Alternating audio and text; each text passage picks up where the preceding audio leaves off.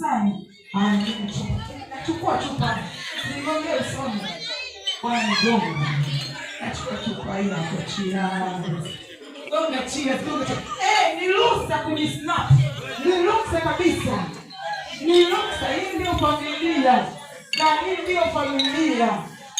Cheers. Wazee. Ongeleni wazee mmeweza. Mungu awabariki jamani. Wazee tunao hatuna. Waendelee kufanya hivi kila wiki.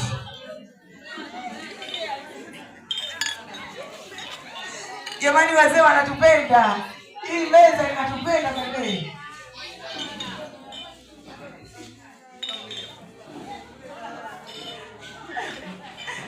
Alafu unakunywa taratibu.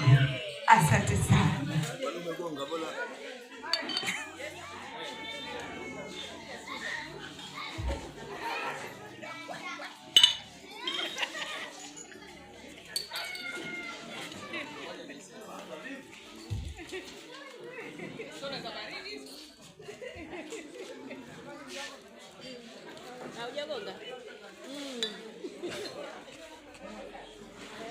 Moyo wa shukrani, moyo wa shukrani. Ukipewa shukuru hata kama cha moto, si ushukuru.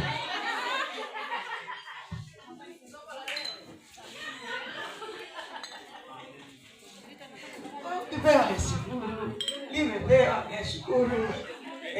Jamani, jina la Bwana libarikiwe. Haya, wakati unakunywa kinywaji ni mshukuru Mungu. Ukinywa kinywaji unaondoka. Haleluya. Hebu tumshukuru Mungu kwa tendo hili. Baba, katika jina lako Yesu Kristo Bwana, umesema ni vizuri kama nini ndugu kukaa pamoja kwa umoja.